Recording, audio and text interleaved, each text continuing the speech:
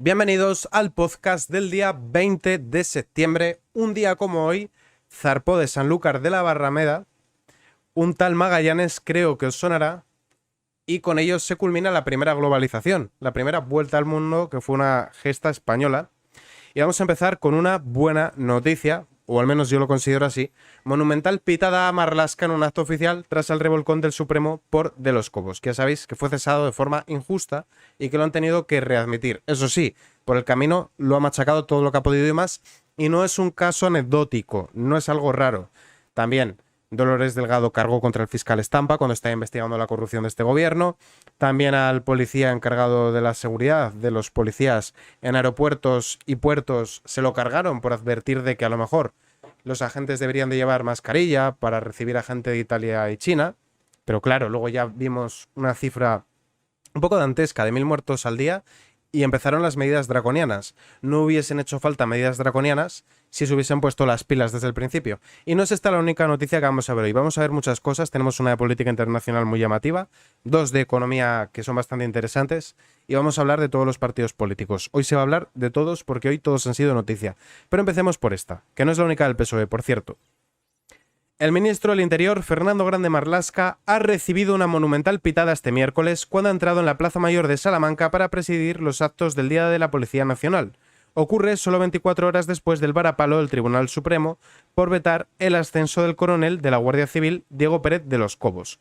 ¿Por qué empezaron a ir contra de los Cobos? Porque se empezó a investigar la relación que podía llegar a tener el delegado del gobierno en Madrid con el infectódromo del 8 de marzo, si no se podían haber hecho otro tipo de diligencias, y es que al PSOE no se le puede investigar, porque todo es PSOE. Recordad que cuando la UCO estaba investigando, la UCO, que es la unidad de la Guardia Civil, cargada de este tipo de investigaciones, empezó a investigar los seres falsos de Andalucía, los dejaron sin fondos, de tal manera que tuvieron que interrumpir sus pesquisas. De los seres sabemos parte, no sabemos todo, ojalá llegáramos a saber todo, y ya con lo que sabemos que es una auténtica barbaridad. La pitada ha comenzado cuando el narrador del acto ha anunciado la llegada a la plaza de Grande Marlaska, que ha accedido a pie y acompañado de personas de su equipo al lugar. En ese momento, los pitos y los gritos de fuera fuera se han dejado oír de forma contundente por la señal institucional del acto que ha dado interior. Hace poco comenté en mi canal principal una noticia de Marlaska, bastante interesante porque a menudo nos centramos mucho en Irene Montero. Irene Montero encarna ese feminismo malvado que nos divide entre hombres y mujeres, buenos y malos, que nos enfrenta. No, Irene Montero es la materialización, es hacer carne esa idea. No es Irene Montero, es todo. Y es también el PSOE. Los no protocolos, la denuncia, no os hablo de la sentencia ni el juicio, la denuncia por Biogen que presenta la policía por orden de Dirección de Policía Nacional, que depende del Ministerio del Interior de Fernando Grande Marlaska, habla de agresor y habla de víctima. Eso no es Irene Montero, eso es Fernando Grande Marlaska. Pasando por encima de la presunción de inocencia del varón, dan por sentado que es un agresor y que ella es una víctima, y reinciden en numerosas ocasiones. Tenemos un vídeo donde lo explico muy bien, donde se habla del convenio de Estambul, todo esto en memoria, lógicamente no me lo sé, en un vídeo me lo preparo mucho mejor, con la información de primera mano para no equivocarme, y en ese vídeo lo explico muy bien. Pero lo que sí que os garantizo es que aparece víctima y agresor. Ya dan por sentado, sin sentencia ni nada. Continuamos. Los abucheos se han mantenido mientras Marlaska, acompañado del alcalde y altos cargos de Interior, pasaba revista a los mandos y agentes de la Policía Nacional que participaban en el acto vestidos con su uniforme de gala. Durante la entrega de medallas de los agentes condecorados, los pitos han cesado y han dejado sitio a los aplausos para los policías galardonados. Y cambiamos de partido para hablar de Vox, después volveremos al PSOE otra vez. De hecho, nos extenderemos un poquito con el tema del PSOE. Vamos ahora a hablar de Vox, que nos dará pie a la próxima noticia. Son dos noticias realmente. Esta es la primera, que nos la trae La Gaceta. Luego veremos otra de OK Diario, pero considero que se complementan bastante bien. Vox presenta una enmienda a la totalidad a la reforma que convertirá al Congreso en una torre de Babel. El grupo parlamentario de Vox ha presentado una enmienda a la totalidad con texto alternativo a la reforma del reglamento del Congreso que pretenden aprobar los socialistas, los comunistas y todos sus socios separatistas, con el fin de que el catalán, el gallego y el euskera puedan ser utilizados en la sede de la soberanía nacional. Realmente esto es un despropósito. ¿Por qué? Porque sí que es cierto que estos idiomas son patrimonio, son parte de nuestra diversidad, pero politizándolo y empleándolo para dividir, lo único que se consigue es generar rechazo. Y además es que no tiene sentido porque todos hablan perfectamente el español.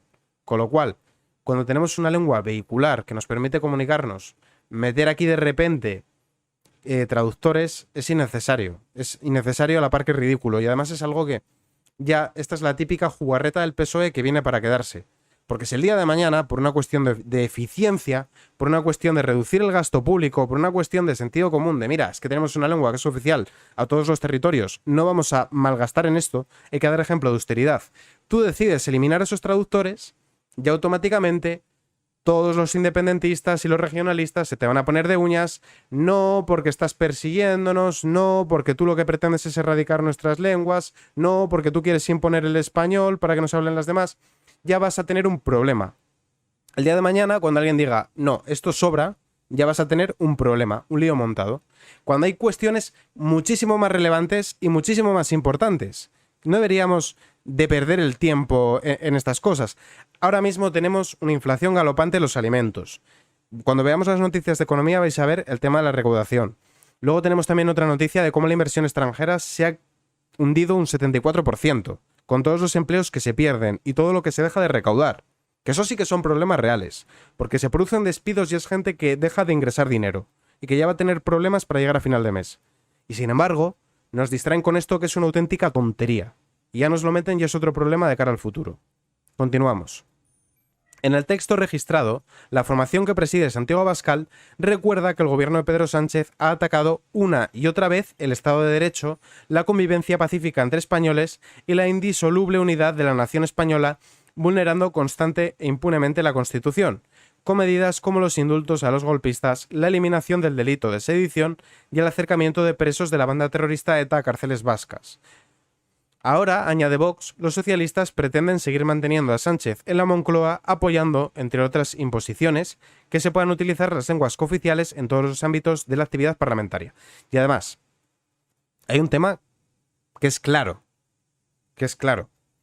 Son lenguas cooficiales en algunas regiones. Sí, es cierto. El gallego es cooficial en Galicia, el catalán es cooficial en Cataluña. Perfecto, muy bien.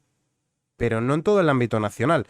Yo pensaba que el Congreso de los Diputados representaba al conjunto de la nación española, no una región concreta. Nadie está diciendo que no se pueda hablar catalán en la Generalidad catalana. Nadie habla de eso. Nadie habla de que en la Asamblea Vasca no se pueda hablar el euskera batúa. El tema aquí es que no tiene sentido hablar en un idioma que no entiende todo el mundo, pero además es por una simple cuestión de educación. Si tú sabes hablar dos idiomas, enhorabuena, eso que te llevas por delante, eso es positivo, bravo, pero sabes que cuando estás en una habitación en la que todos hablan un idioma, pero solo unos pocos habláis el otro, tú has de hablar en el idioma que todos entendéis por respeto de que todo el mundo se entere. Y eso que es algo muy claro, ya le han dado la vuelta para ya tener otro lío metido para desviar la atención y para crear discordia y enfrentar. Armengol gasta casi 700.000 euros al año para que catalanes, vascos y gallegos sigan el pleno en español, que esta es la noticia de Oki Diario que os decía que complementaba la anterior de la Gaceta. El gobierno sanchista va a gastar como mínimo 700.000 euros en traductores y demás ajustes necesarios para que hablen las lenguas cooficiales en el Congreso de los Diputados.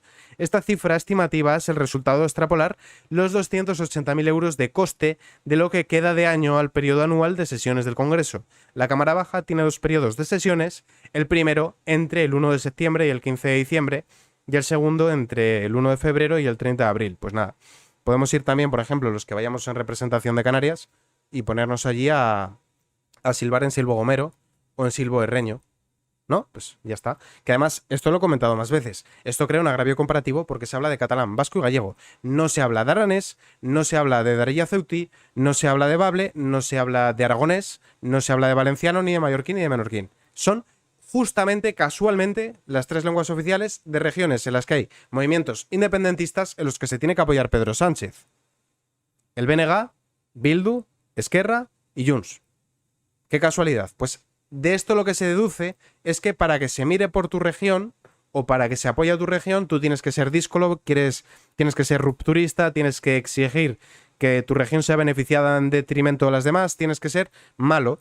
Es lo que se deduce, que tú, aquí el que no llora no mama y que tú lo que tienes que hacer No digo que esto sea lo que yo quiero que pase, que tú lo que tienes que hacer es apoyar un movimiento independentista en tu región y entonces te dan más cosas. Si tú, por el contrario, crees en un marco común, en un proyecto común y en el interés general, entonces eres el damnificado que le paga la fiesta a los otros. Eso es lo que estamos viendo. Esto es lo que se comprueba, de hecho. Ahora bien, esta estimación puede llegar al millón e incluso superarlo, dado que no se tiene en cuenta cuánto se pagará finalmente para que el Congreso contrate a más traductores, para el acondicionamiento de las instalaciones y cabinas y para los plenos extraordinarios. Luego volveremos al tema de los idiomas cuando hablemos del Partido Popular, concretamente de Borja Semper, pero ahora vamos a entrar en materia de pactos y vamos a hablar de Esquerra y de Junts y de sus exigencias que me parecen excesivas hasta para tener a Sánchez ahí. Y yo creo que esto va a provocar la repetición electoral. Junqueras reitera que el acuerdo con el PSOE para la mesa del Congreso ya estaba la amnistía. Es decir, que la amnistía era una concesión que les hizo el PSOE, que les prometió el PSOE, a cambio de apoyarles en la mesa y que para apoyarles en la sesión de investidura van a tener que ofrecer bastantes más cosas. En esta dirección iba Junts también cuando decían que la amnistía era el requisito mínimo para negociar. Cuando veis la exigencia de Junts vais a alucinar. Y hasta el año al que se han ido. Vais a alucinar. El líder de Esquerra, Oriol Junqueras, ha insistido este miércoles en que el acuerdo sellado entre separatistas, PSOE y Sumar para la mesa del Congreso incluye la amnistía, incluye poner fin a la represión por todas las vías legales necesarias, y es evidente que la amnistía es una vía legal y necesaria y que se incluye en estas vías legales necesarias que el PSOE ya se ha comprometido a hacer. Pues nada, yo lo que voy a hacer va a ser entrar a un banco, voy a entrar con un revólver, voy a atracarlo y cuando me detengan voy a decir que estoy sufriendo represión. Que el hecho de que caiga sobre mí el peso de la ley es reprimirme. Eso es lo que voy a hacer. No, pero para mí sí aplica, no aplica para ellos. Tanto el PSOE como la líder de Sumar y vicepresidenta del gobierno, Yolanda Díaz, han negado que el acuerdo para la mesa incluya esta medida. Junqueras ha comparecido por el 6º aniversario del arresto de 15 dirigentes del gobierno catalán el 20 de septiembre de 2017 por los preparativos del 1 de octubre, cuando él era vicepresidente. Junqueras encarece la investidura de Sánchez e incluye la autodeterminación. El indultado líder republicano insiste en que los socialistas prometieron la amnistía. Oriol Junqueras ya no quiere pasar desapercibido. Tras semanas de discreción casi monacal, el líder de Esquerra pretende disputarle al prófugo Puigdemont el liderazgo de las negociaciones. Voy a hacer un inciso porque poco se está hablando de un tema que es que yo creo que es la clave de cómo las terminales, a fin de cuentas, siempre están a servicio del PSOE. Sí, se está hablando de las exigencias de aquella manera, tampoco se está hablando de todo lo que se debería, pero es verdad, se está hablando de las exigencias que están poniéndole a Sánchez desde Junts y desde Esquerra. Problema que yo veo es que no se está hablando lo suficiente de quién es Francine Armengol. Claro, los que sigáis mi canal, sobre todo el principal, este no tanto, porque bueno, en este creo que también lo he comentado alguna vez. Sabréis que era la que presidía la Comunidad de Baleares cuando la trama de menores tuteladas que estaban ejerciendo el oficio más antiguo del mundo, al punto de que se chantajeó a una de las menores con que o abortaba o la mandaban a un centro de menores en la península para separarla del novio, para que no saltara la liebre. Como esa menor además no estaba con su padre sino en un centro de menores porque la madre le había puesto varias denuncias falsas, que era ridículo, ¿no? Tú imagínate, te ponen denuncias falsas. Todas las sentencias te dan a ti la razón, pero aún así te privan de ver a tu hija, luego te enteras de que la estaban prostituyendo y que además la han hecho abortar. Todo esto es de una gravedad acojonante, pero es más grave todavía cuando tú te enteras de que el PSOE y Podemos bloquearon en el Congreso de los Diputados la comisión de investigación de este escándalo, uno de los mayores escándalos que ha tenido el anterior gobierno. Y es muy lamentable que no se hable del tema, porque sí, esto es grave. No vamos a negar que es grave las cesiones que están haciendo desde el PSOE a los independentistas. Pero más grave todavía es a quien han puesto de presidente de la mesa. Y no se habla lo suficiente. Si queréis profundizar más, tenemos también un vídeo de esto en el canal principal. Todo bien documentado. Tras la amnistía, que entienden que es cosa hecha, este miércoles se ha celebrado en Barcelona el 6º aniversario del asedio a la Consejería de Economía. El evento no se ha podido llevar a cabo en lo que era la Consejería de Economía porque la Generalidad vendió el edificio para hacer caja. Pero ha bastado la sede de Esquerra para que Junqueras lanzara los mensajes. Además, ha insistido en que los socialistas se han comprometido con la amnistía, que el acuerdo con el PSOE para la mesa de Congreso incluye poner fin a la represión por todas las vías legales, expresión que para Junqueras se podría traducir en amnistía. Y ahora vamos a hablar de Junts, vamos a hablar de Puigdemont. Puigdemont exige una amnistía amplia que también perdone la corrupción del clan Pujol. Luego, ¿cómo me vendes esto como que son represaliados? En serio, ¿quién se puede creer que son represaliados? A Pujol no se la encarceló en su momento. Al hijo un poco, venga, va. Vamos a hacer el paripé de que vamos contra el hijo. Él lo dijo bien claro. Yo tengo un dossier que implica a gente de la política nacional, tanto el PP como el PSOE. Mágicamente este hombre nunca ingresó en prisión. Se estaban quedando con el 3% de todas las transiciones económicas que se producían en toda la región de Cataluña. No ha pasado absolutamente nada.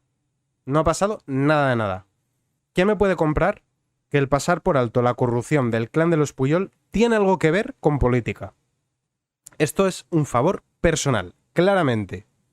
Pero hay gente que es tan cerril, tan sectaria, que no lo ve. Que no lo ve, no lo entiende, les da igual. La pena es que este hombre no tirara de la manta, como muchos otros, como muchísimos otros, como el comisario Villarejo, como el fiscal Estampa, todos estos. Me gustaría verlos contra las cuerdas y que se viesen en la obligación de decir todo lo que saben. Y que se sepa la corrupción que hay y hasta dónde llega. Pide que se aplique desde el 9 de noviembre de 2014. El expresidente de la Generalitat de Cataluña y prófugo de la justicia, Carles Puigdemont, afinó muy bien cuando el pasado día 5 exigió desde Bruselas una ley de amnistía que se aplique desde antes del 9 de noviembre de 2014. Por cierto, aquí también hay que decir que no solo el PSOE ha pactado con los independentistas, que Aznar pactó con Pujol, que esto va de muy atrás y que es un problema que viene desde Madrid también. Negar que es un problema que viene de la política nacional es no entender qué está pasando, porque ¿quién comete el error de proyectar esto en estas regiones? No, es que los independentistas catalanes, no, es que los independentistas... No, cuidado, cuidado. Si tú, con tal de mantenerte en el poder, pactas con ellos y cedes, les entregas la competencia de educación, que fue lo que se hizo, ellos van a tener vía libre a crear un relato mitológico que no se corresponde con la historia de nuestro país, en el cual van a decirte barbaridades como que el Ebro es un río catalán que nace en aguas extranjeras, o que Jaume el que mató al dragón fue un rey de Cataluña y que luego la guerra de sucesión no fue una guerra de sucesión, sino que España invadió Cataluña y 40.000 sandeces más, o que Cervantes o Colón eran catalanes, todo esto que ya sabéis. ¿Por qué pasan estas cosas? Por ceder a chantajes con tal de mantenerte en el poder. Cuando por sentido de Estado, lo lógico hubiese sido que en aquella época el bipartidismo hubiese pactado entre sí. No apoyarse en los independentistas. Porque luego terminan teniendo un poder que no se corresponde a la voluntad popular, que no se corresponde a la representación que han obtenido en las urnas. En Alemania lo vemos y no pasa nada. Sin complejos, sin ningún tipo de problema. Pactan ahora mismo socialdemocracia, centro, liberales, derecha, verdes, izquierda. Y pactan entre ellos. Y no pasa absolutamente nada. Si en su momento el PSOE le hubiese cedido unos diputados a Aznar, o si en su momento el PP le hubiese cedido unos diputados al PSOE, os hablo de antes de que apareciesen en escena política, por ejemplo Vox, Ciudadanos que ya no está, o os hablo de la época. Si se hubiesen, por sentido de Estado, cedido unos diputados, no hubiese pasado todo esto, en ningún momento. Como condición indispensable para apoyar a Pedro Sánchez, la fecha no está elegida al azar, ya que si finalmente el PSOE acepta, supondrá el perdón de la corrupción del clan Pujol, cuyo patriarca fue imputado el 16 de diciembre de 2014, y los cargos que pesan sobre Artur Mas. Esto es imposible de venderlo, no debería de ser posible de venderlo ni a los independentistas ni a los votantes del PSOE, pero por puro sectarismo lo ven bien, dicen con esto no gobierna la derecha. Porque ahora los de la derecha independentista no ha de ser tanta derecha, por lo visto.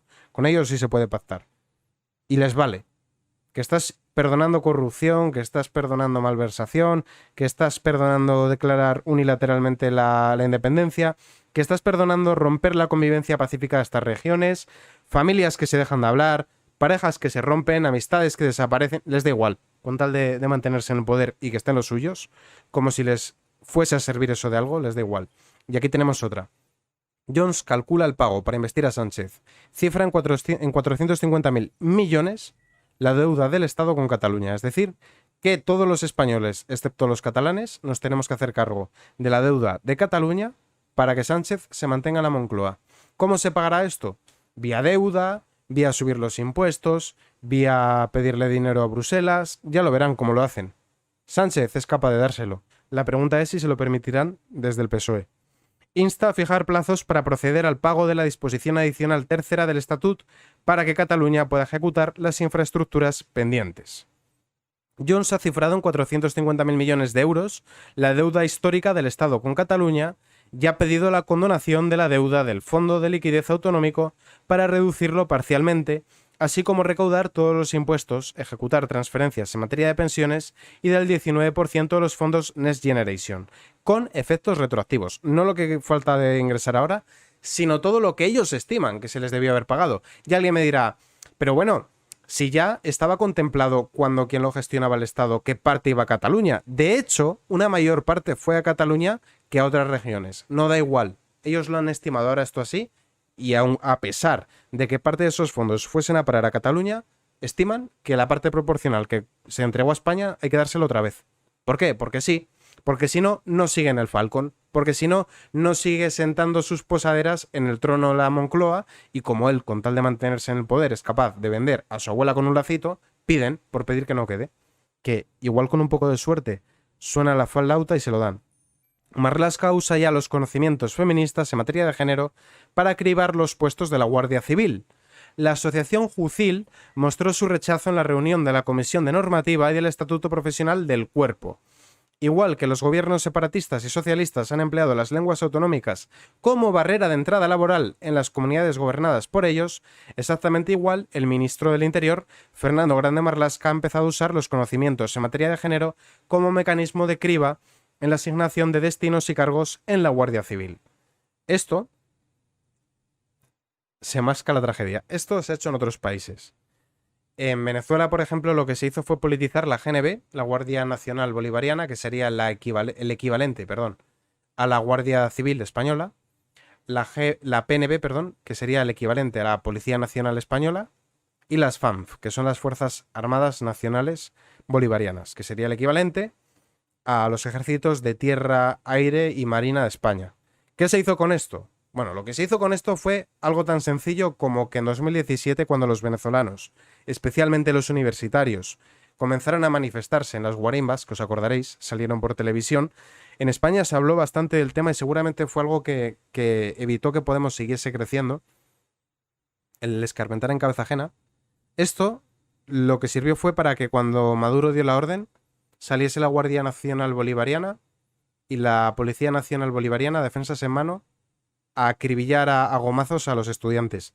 No solo a gomazos, también emplearon tanquetas, emplearon chorros de agua a presión e incluso hubo fallecidos. No fue como la represión que vemos en España, fue una represión más propia de países como China. Fue una represión que no se había conocido en Venezuela. De esta manera, lo que se consiguió fue que todo el mundo se fuera para casa. También engañados por la MUD, que sería la oposición, muy entre comillas, al PSUV, al Partido Socialista Unido Venezolano, que lo que hizo fue enfriar las calles.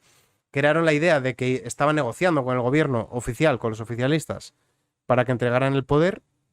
La gente se volvió a casa y todo sigue igual. El único partido que hace oposición allí sería Vente Venezuela, de María Corina, pero la MUD sería pues como si se alternaran aquí Podemos y PSOE. Ya veis que no tendría mucho recorrido. Pero es importante que nos fijemos en la importancia de no permitir que las Fuerzas Armadas y los cuerpos y fuerzas de seguridad del Estado se politicen, porque pasan de servir a la ciudadanía para servir ni al Estado, a un partido político y punto. La denuncia acaba de ser elevada por la Asociación Mayoritaria de la Guardia Civil, Jucil.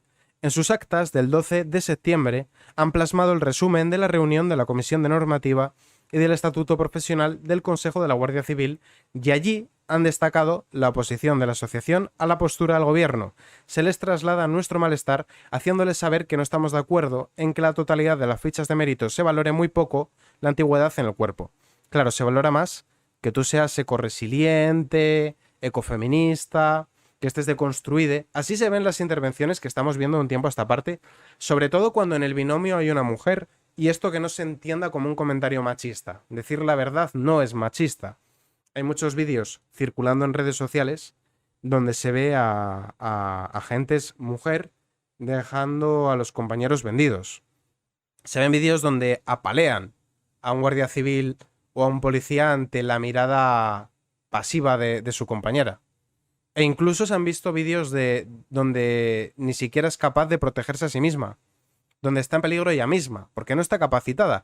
Yo no digo que las mujeres no puedan estar capacitadas para oficios como el de bombero o el de policía. Lo que digo es que han de pasar las mismas pruebas que los hombres, porque un policía, cuando está de servicio en la calle, se encuentra con gente mala que no va a decir, voy a correr un 15% más despacio porque eres una mujer y tus pruebas te exigen que corras un 15% menos. No, eso no pasa. Y es un peligro. Para el compañero, es un peligro para ella y es un peligro para la propia sociedad que queda desprotegida. Exactamente igual ocurre con la especialidad correspondiente, llegándose a penalizar a los guardias más antiguos al valorar aptitudes, en la mayoría de los casos no necesarias para el desempeño de los cometidos de las vacantes. Fucil ha destacado un ejemplo de forma especial. El caso de la ficha de fiscal, en la que se valora con 4 puntos el curso de igualdad de oportunidades en los cuerpos de seguridad del Estado, sin entender lo que tiene que ver esto con la especialidad de fiscal. Lo mismo ocurre con la titulación de director de seguridad privada, no puntuando para nada los cursos avanzados de fiscal realizados por los aspirantes. ¿Con esto qué se intenta hacer? Que todos aquellos que sean progresistas, que sean feministas, vayan promocionando la escala de mandos y que sean los que den las órdenes. Y que los que tienen otras ideas políticas, cuando deberían de ser cuerpos neutrales, pues no accedan a... no vayan ascendiendo la escala de mandos. Ahora vamos a hablar del Partido Popular y volvemos al tema del tema este de la Torre de Babel. Son dos noticias realmente. Una va a ser de Libertad Digital, que es esta, y la otra va a ser de Voz Populi. Semper defiende sus frases en euskera en el Congreso, pero asume las críticas del PP. No somos el PSOE. ¿No sois el PSOE? ¿Seguro? Realmente la agenda ideológica del Partido Popular es la del PSOE. Igual con 4 años de diferencia. Estamos en contra de convertir el Congreso en la Torre de Babel. Pero te prestas, hablando en un idioma que no manejan todos los diputados, a que el Congreso sea la Torre de Babel. Pero además, si yo quiero el miércoles seguir la sesión de control, que además de hecho es que lo hago, porque es mi trabajo. Si yo miércoles quiero seguir la sesión de control del gobierno y no tengo tiempo para andar leyendo subtítulos y me lo pongo de fondo mientras voy preparando los programas o voy preparando los vídeos, yo no me entero. A no ser que vayan a contratar también traductores para la televisión, que eso ya sería el colmo, ¿no? Obligar a gastar dinero en traducir también eso. Tú te estás dirigiendo a 48 millones de españoles, todos los cuales hablan perfectamente el español. Dices que te parece mal, pero te prestas a esta pantomima, que es una falta de respeto para todos los que solo hablamos un idioma. Asegura que avisó a la Dirección Nacional de su partido de que utilizaría algunas frases en euskera antes de la intervención, con lo cual tus hechos no coinciden con tus palabras y luego veremos que probablemente no haya sido así con esta nota de Voz Populi, donde dicen que sí que ha habido malestar en el seno del Partido Popular, con lo cual si informó a alguien debió de ser a Núñez Feijóo, porque mucha gente no estaba al corriente. O al menos eso dicen en Voz Populi. Borja Semper ha salido al paso de las críticas internas en el PP por su actuación ayer durante el primer debate en el que empleó el euskera, ¿no? Se empleó por primera vez las lenguas cooficiales y el habló en euskera. Yo intenté evidenciar que, por mucho que quieran los nacionalistas, las lenguas cooficiales no son patrimonio de los nacionalistas, que en esto estoy de acuerdo y me da bastante rabia que se politicen cuestiones de ámbito regional. Eso no me gusta, porque es de todos, no es de ellos. Pero volvemos a lo de antes. Si tú estás protestando por el uso de lenguas que son de una región en el ámbito nacional, creando aquí un despropósito de pinganillos, traductores, etcétera, pues tú tienes que ser coherente y no hablar del tema. O sea, no hablar en euskera. Con autotraducción, lo que levantó malestar entre sus propios compañeros. Son patrimonio los españoles y que ya se podía hacer esto, ha dicho durante una entrevista en Onda Cero. Insisto, es cierto, no hay que dejar que lo politicen, no hay que dejar que lo secuestren, pero está siendo incoherente. Y además es que el Congreso no era el lugar. ¿Cuál era el lugar? La Asamblea Vasca. En la Asamblea Vasca, cada vez que tú veas que hay un intento de politización del Batúa por parte de los independentistas o de los nacionalistas como el PNV, tú, sin ningún tipo de problema, puedes salir y decir, allí, en perfecto euskera o como lo hables, es el idioma que tenemos aquí para comunicarnos, junto con el español, pero no es de ustedes, no es vuestro, no lo politicéis.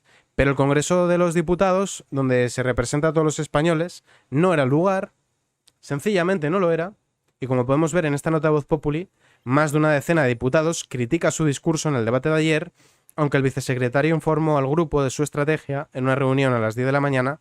Cargos del PP vasco cargan con contundencia usó el batúa impuesto por el PNV, que esa es otra. El batúa, que de hecho por eso lo he llamado yo antes batúa, el batúa ha sido un auténtico bulldozer contra el auténtico euskera, porque el euskera tenía varios usos dialectales que variaban según el caserío, y para lo que sirvió el batúa, que es una lengua absolutamente artificial, fue para cargarse esa diversidad. Vosotros imaginad si ahora una serie de académicos de Argentina, de Colombia, de Chile, de España, de todas las zonas en las que se habla el español, que somos más de 600 millones, deciden homogeneizar el español y crear un español neutro que erradica las variedades dialectales y la riqueza que tenemos, porque somos un idioma que lo hablamos, pues 600 millones más, si contamos los que lo hablan como segundo idioma, cerca de 700 millones tranquilamente, y se van eliminando pues usos, como por ejemplo aquí en Canarias al maíz lo llamamos millo, por ejemplo, y eso no, prohibido, eso fuera, eso no se va a permitir. Justamente eso es lo que hizo el Batúa, erradicar la diversidad lingüística del propio euskera. Que por cierto, esto también, poco se habla del tema, se está haciendo en Galicia, y si tú vas a una aldea y le preguntas a un señor mayor, oye, ¿usted entiende esto que se le está enseñando a los alumnos? Es que en Galicia han creado 3 academias del gallego. Una sería la Lusita, que busca emparentarlo con el portugués, otra que ha inventado un montón de palabras, porque claro, hay palabras que en gallego son igual que en español, y eso no se puede consentir, porque tenemos que ser distintos y tenemos que ser diferentes. Entonces inventan una palabra en gallego que no existe, que no es propia del gallego, para no usar la palabra que es igual en español. Y eso se lo enseñas a un anciano de una aldea y te dice, esto no es gallego, esto no sé lo que es, pero gallego desde luego no es otra cosa nueva. Y eso es lo que están haciendo. Y por supuesto, crear observatorios, institutos, bueno, de todo lo que quieras, academias, que eso es muchísimo dinero público del contribuyente. Lo que a las 10 de la mañana de ayer parecía una buena idea, se ha convertido en un incendio para el PP. La intervención de Borja Semper, usando el euskera en el debate sobre la imposición de las lenguas cooficiales, sorprendió a sus compañeros de bancada, y un sector del grupo parlamentario no oculta su malestar por lo que considera una nueva gracieta como la Verano Azul. A mí no me ofendió, también es cierto que a mí lo que haga el PP me importa más bien poco como votante de Vox. A mí no me ofendió, a mí lo que me pareció fue ridículo. Si lo tuviese que valorar con una palabra, diría que es ridículo, más que ofensivo. Ridículo porque es lo contrario a lo que estás defendiendo. El ruido interno, por tanto, no ha hecho más que crecer a lo largo de las últimas horas, a pesar del respaldo explícito que Semper recibió de Feijóo, que esto no sorprende absolutamente a nadie, porque Feijóo dice que Galicia es una nación. La reunión de las 10. Ese era el objetivo del uso del euskera por parte del expresidente del PP de Guipúzcoa, y así lo explicó él mismo a la cúpula del partido. Pero, como podemos ver, varios parlamentarios han mostrado malestar. Vamos a ver ya la última noticia de política nacional y pasamos a política internacional para que veáis que en todas partes cuecen habas, que no es que España haya entrado en una especie de locura colectiva, sino que en todas partes se están viendo ya cosas raras. Y ya con esa noticia política internacional acabamos el bloque de política y entramos a las 2 noticias que quedan de economía.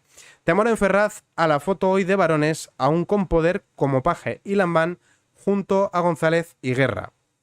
Esto de los varones, cuidado, preguntadle a un asturiano qué hace Barbón. O preguntadle a un valenciano qué hacía Puig. Chimo Puig, ¿qué tal? Bien, ¿no? Con él. No, hombre, es que claro, estos son los del PSOE bueno, son los del PSOE con sentido de Estado que frenan a Pedro Sánchez. Preguntadle a un asturiano qué hace Barbón. Preguntadle a un valenciano qué pasó con el hermano de Chimo Puig, o qué hacía con el hijo, que lo colocaron, con subvenciones, cómo el dinero iba para allá a parar. Preguntad cómo financiaban al PSOE valenciano con empresas de aguas valencianas, las campañas, cómo iban sacando dinero de ahí. Claro. O cómo metieron a unos pobres burros en un pinar que se murieron de hambre, en sus políticas maravillosas que iban a prevenir incendios. O preguntadle cómo se callaba la boca con lo que hacía Oltra, que era su número 2, cuando pactó con Compromís. Más la inmersión lingüística, más ceder a que no se investigara y que no dimitiese, que se aferró al poder como se aferró hasta el último momento que se le fue a las manos a Mónica Oltra cuando le imputaron por los abusos de su entonces marido, una menor. Ahí no pasaba nada. No, no, él se cayó. No, eso que lo investiguen los de Compromís. Yo no quiero saber nada. Eso decía Chimo Puig. Ese es el PSOE bueno. Abusó de una menor, su marido, su entonces marido. Pero eso no es importante. Era importante que ella salía con camisetas de Rita Barberá o ahí haciendo loco y gritando. Que por cierto la tuvieron que expulsar hasta. Una vez la llamaron la atención 3 veces, la tuvieron que echar a Mónica Oltra. Y ella montando el pollo. Al final le tuvieron que decir, váyase usted, porque está interrumpiendo y no está permitiendo que se siga con el acto de hoy. Y tenía que dimitir todos, porque estaban imputados. Camps ha de dimitir sí o sí porque está imputado. Imputado quiere decir que le están investigando, no que no le han condenado, pero tenía que dimitir. Pero él mantenía ahí a Mónica Oltra. Hasta que finalmente, porque ya era algo que era clamoroso y vergonzoso para toda la región, y bueno, para toda España, de hecho. Ya entonces sí, se va Mónica Oltra. Ya jodería que hubiese seguido. Y todas las que salían hablando de violencia machista, cultura de la violación, misoginia, como la Irene Montero o como Yolanda Díaz, yo pongo la mano en el fuego por Mónica Oltra. A mí no me consta que Mónica Oltra no sé qué. Es muy buena, muy simpática. ¿Quién era la máxima responsable de los centros tutelados? Porque ella era la conseller de igualdad de la Comunidad Valenciana. Era la máxima responsable. No ya es que fuese la pareja en aquel entonces casada de quien estaba abusando de una menor. Condenado por ello, también con sentencia del Supremo, que lo recurrieron y le volvieron a condenar. Era la máxima responsable. No solo la mujer, la máxima responsable. La mujer y la máxima responsable. Y encima, haciéndole la vida imposible a Teresa, la menor. Que ella es mayor de edad, ya tiene su familia montada, le han intentado quitar la custodia del hijo, han hecho porque la despidan. Cuando era un centro, ella trabajaba para un centro, creo recordar que privado de uso público, y asumió la competencia en la Generalitat Valenciana, y lo primero que había que recortar plantilla, pero en ese recorte de plantilla casualmente solo la despidieron a ella. Una curiosidad, no, más casualidad, sí. No, ¿por qué? Pues bueno, es evidente, ¿no? Bien. El PSOE bueno, que no lo hay, ¿vale? No es únicamente la presentación de un libro, aunque el acto formalmente estaba convocado así. La presencia en un mismo espacio de González, Guerra, Paje y Javier Lambán como asistentes. Hay preocupación por lo que pueda pasar y por cómo Ferraz tenga que actuar, según que críticas por parte de quien podrían constituir una deslealtad reiterada. Bueno, Nicolás Redondo Terreros, como bien comentan aquí, se lo cargaron por eso. Que además tenéis un vídeo donde hablo justamente de ese tema y en ese vídeo os pongo cómo Sánchez pasó por encima de sus propios estatutos. Que le da igual, ¿eh? O sea, una persona que ya no es que no respete los estatutos del PSOE, porque los estatutos del PSOE los cambió Sánchez. Él llegó y dijo, no, esto no me gusta, esto fuera. Porque aquí pone que solo pueden tener poder aquellas personas que tengan cargos importantes. Y a mí no me da la gana que sea así, porque soy Sánchez el magnánimo, el maravilloso, el que lo hace todo bien. Entonces esto hay que cambiarlo porque quiero nombrar a dedo a mis amigos. Y lo hizo. Pero es que resulta que en esos estatutos que él elaboró, decía que para cargarse a alguien, para echar a alguien del partido, se tenían que reunir el comité de garantías. Y tenía que haber una reunión. No, pues es que ahora ya ni eso, ya no es que nombra a la gente a dedo, es que ahora también la echa a dedo. Ah, que tú estás diciendo que no hay que hacer una amnistía y que está mal lo que hago, fuera del partido. Ya está. Y no ha echado a Felipe González porque eso ya sí que no puede. Que el día menos pensado también le echará. El papel que juegan en la actualidad ambos dirigentes socialistas genera múltiples opiniones en la formación con sede en Ferraz. Mientras el exalcalde de San Sebastián, Odón Elorza, que dejó de ser diputado porque le hicieron la vida imposible también, y se acerca al expresidente del gobierno, líder del PSOE vasco, Eneko Andueza, ha hablado de él y Guerra como personas con mucho ego que airean sus desavenencias en lugar de seguir apoyando las siglas. No, pues si el partido cambia de ideas, tú te callas y sigues apoyando. Vamos a entrar ya a política internacional.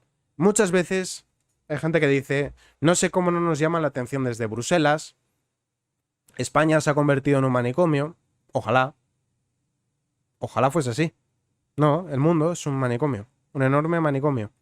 Racismo en Alemania, un museo restringe la entrada de los blancos. No está mal, no es una rata, es así, ¿eh? Y esto no es racismo, por lo visto. No, es que el racismo hacia los blancos no existe. Ahora quieren cambiar la definición de racismo. Ahora racismo no es discriminar a alguien por cuestión de su raza. Ahora racismo es un modelo de opresión sistemática a las personas blancas, a las personas racializadas. ¿Por qué? Pues porque la definición de antes no se corresponde con nuestro relato y hay que cambiarla. Y te dicen, los blancos no pueden sufrir discriminación racista. No, porque lo digas tú. Mira lo que pasó en Haití. o mira la Sudáfrica contemporánea. Ha tardado poco en saltar la polémica. El Museo Zeche Zoyer, ubicado en la ciudad de Dortmund, al noreste de Alemania, acoge esta semana una exposición sobre el colonialismo. Su contenido no ha sido, sin embargo, lo que ha hecho saltar las alarmas. Lo polémico de la exposición es el horario. El museo ha decidido establecer un horario sin personas blancas. Esta medida ha sido duramente criticada por racista y excluyente, pero según el museo han declarado que niegan rotundamente estas acusaciones. Según ha hecho público el diario alemán Der Spiegel, la institución cultural se reafirma en que esta petición no trata de discriminar, sino de reservar. Ah, bueno. Entonces es distinto. Es distinto, es diferente. En Estados Unidos no es que estuvieran segregando por raza y no permitiesen a las personas afroamericanas sacar una carrera o usar una fuente de agua. No nos equivoquemos. Eso es si tú eres muy mal pensado, si tú eres una persona mal pensada, dices, esto es racismo. No es racista, no es racista. Estaban reservando las aulas para alumnos blancos. Y el apartheid de Sudáfrica tampoco era racismo, ni era discriminación.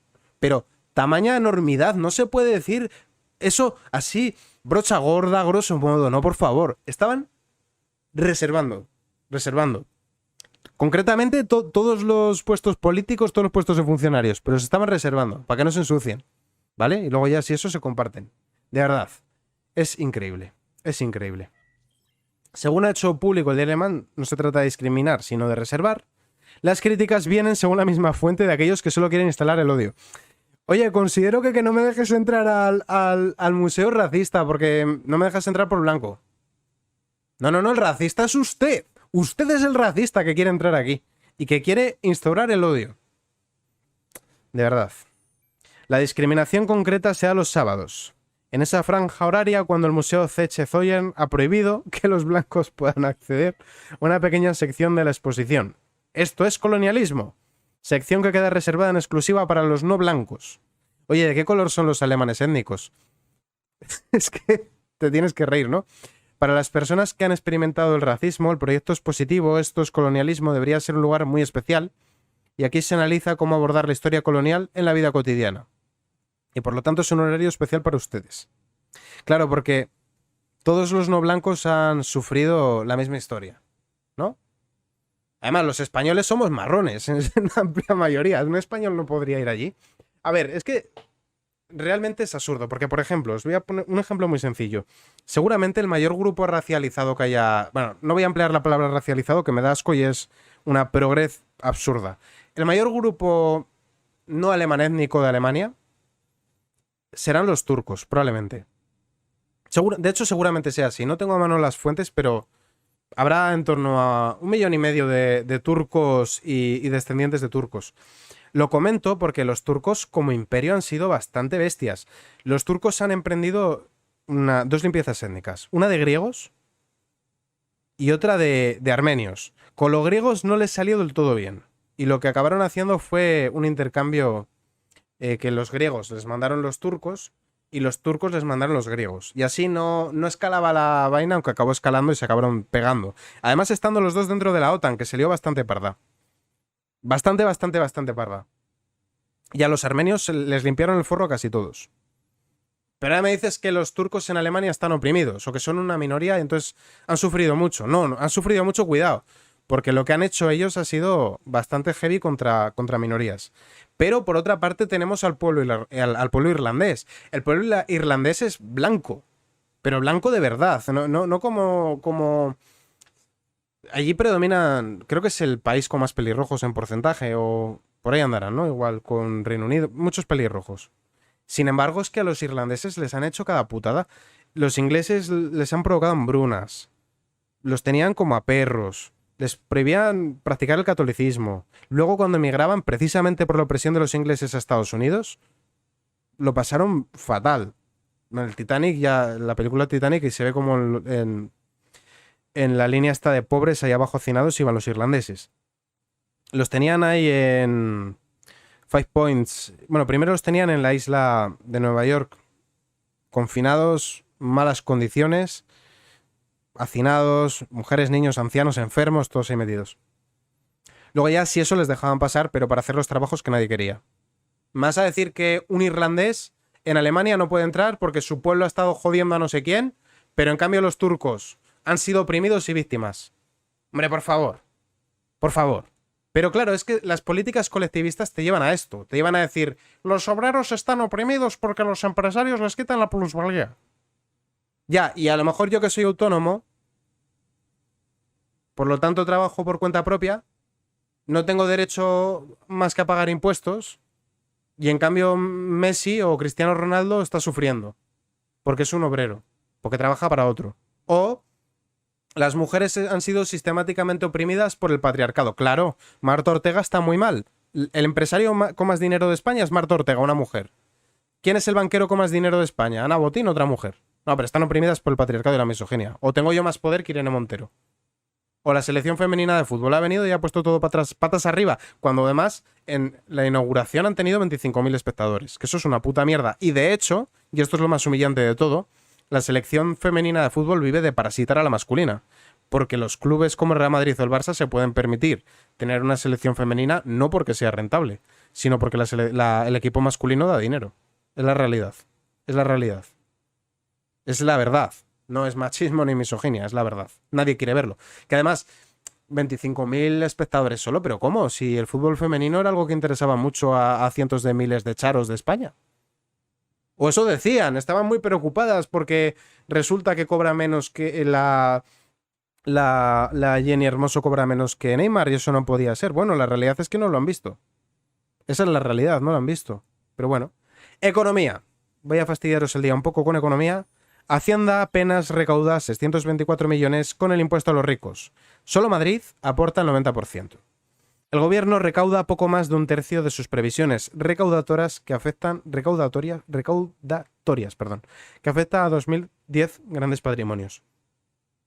Has recaudado esto que te da para pagar el Ministerio de Igualdad, pero por el camino has hecho que un montón de rentistas y de grandes patrimonios se vayan a Portugal y que eso dejes de recaudarlo. Bien. Oye, está redondo el tema, ¿no?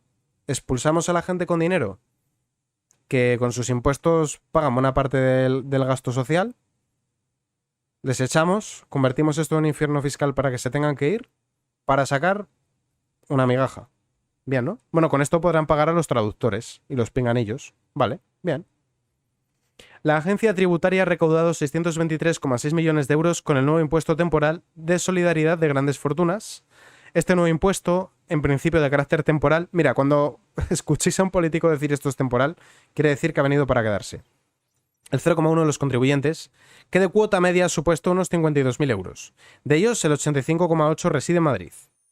Este impuesto estatal, que fue una de las novedades, afecta a los patrimonios netos superiores a 3 millones de euros. Los contribuyentes del impuesto de solidaridad solo tributan por la parte de su patrimonio que no ha sido gravado por su comunidad autónoma. Cuando yo digo estas cosas, alguien entiende, un pobre defendiendo a los ricos no tiene conciencia de clase. No, vamos a ver, pedazo de idiota. Lo que tú no entiendes es que el 10% de 1.000.000 es más que el 10% de 1.000. No hace falta que sean progresivos porque por el mero hecho de que tiene más, ya está pagando más. Lo que has de entender es que si una persona que tiene capacidad, porque es el que no puede escapar, el panadero no se puede ir de España si le subes los impuestos, ni el frutero. Un rentista sí. Un inversor, una persona que vive del trading sí. Una persona que vive de los dividendos, que es rentista, sí. Él sí puede. Y si tú le jodes, aumentándole los impuestos, se va a Portugal 6 meses y un día y no recaudas nada. Si estaba recaudando X, por avaricioso has conseguido recaudar 0. 0. Y eso no es ni que te falta conciencia de clase, ni que eres un pobre que defiende a los ricos, ni que eres un facho pobre. No, es una cuestión de lógica. Nadie quiere que le quiten su dinero. Nadie. Nadie lo quiere. Esa es la realidad. Y si tú te pasas apretando la tuerca, la gente se va. Se marchan. Porque un montón de empresas... Si es algo que se ve simplemente en territorio nacional. Porque un montón de empresas catalanas se fueron a Madrid. Que ya está, que es absurdo, realmente, con estas políticas confiscatorias, que es lo que son, lo que se consigue es recaudar menos. Desplome de la recaudación. No en vano, y pese a la reducción de recaudación, que en principio preveía una facturación de 1.500 millones, mira, al PSOE se le podrán achacar muchas cosas, pero tienen un rato. El Ejecutivo ha mostrado su satisfacción con los datos, claro, porque es muy satisfactorio recaudar una tercera parte de las previsiones. súper satisfactorio. Señala el gobierno social comunista avanzar una política fiscal más progresiva en la que se pide un mayor esfuerzo a quienes más tienen en un contexto de alza de precios por la guerra de Ucrania, que no sabía yo que España era beligerante. En aquel momento, el Partido Socialista le interesaba más la aprobación de este impuesto para obtener el apoyo de los republicanos en los presupuestos que la calidad del tributo. Una forma chapucera, y al momento en el que se aprobó dicho tributo, fuentes económicas aseguraron a The Objective que el impuesto estaba hecho de una forma tan chapucera, sin informes preliminares ni estudios pertinentes, que finalmente acabaría tributando 0 euros. De hecho, cuando hablaron de ricos en España, estos no serían ricos, estos serían muy ricos. Estos sí que estaríamos hablando de una franja más reducida, que no porque sean menos está justificado robarles. Pero cuando hablaban de ricos, hablaban de todas las personas que ganan 2.100 euros o más. En España, rico es una persona que gana 2.100 euros o más al mes. Que es más de lo que gana la media, que la media estaba a 1.600, y es más que el salario mínimo interprofesional. Pero no es tan descabellado ganar esa cantidad. Y si hablamos de un núcleo familiar en el cual solo trabaja una persona, considerarlo un rico me parece pues, poco adecuado, ¿no? Y como poco adecuado. Y además, si tú vives por X circunstancias en el centro de Madrid, con 2.100 euros no eres rico. Igual en un pueblo de Extremadura sí vives bien con esa cantidad. Pero al precio al que están los alquileres, por ejemplo en Madrid, pues no eres un rico. Continuamos. La inversión extranjera se hundió un 74% en los meses previos a las elecciones del 23J. ¿Me estás diciendo que en España han subido los impuestos y los extranjeros, en lugar de decir vamos a España a pagar más impuestos, han decidido reducir la inversión extranjera? No te creo. ¿Me estás diciendo que en España, con todas las leyes medioambientales, con toda la burocracia que han metido, la gente decide no invertir? ¿Me estás diciendo que en España, donde hay un riesgo país muy superior a otros países, la gente no quiere invertir? ¿Me estás diciendo que en España, donde se ha expulsado a la mano de obra cualificada para sustituirla por mano de obra sin cualificar, la gente no quiere invertir? No te creo. Eso es imposible, no puede ser que en España la gente no quiera invertir. ¿Quién no querría traer el dinero a España para que lo gasten en cosas tan maravillosas como políticas de género o charlas sobre que estamos contaminando mucho? No puede ser. No puede ser. ¿Qué ha salido mal? Si nos han subido... Han probado todo para atraer inversión extranjera. Subir los impuestos, meter leyes estúpidas. No me creo que la gente no invierta aquí. La inversión extranjera directa en España se hundió un 74% durante el segundo trimestre de este año. Los datos hechos públicos este miércoles por la Secretaría de Estado y Comercio indican que entre abril y junio el flujo de capital foráneo que llegó a nuestro país fue de apenas 2.074 millones, la cifra más baja para un trimestre en más de una década. Y con esta noticia finalizamos el podcast de hoy. Muchas gracias por verme.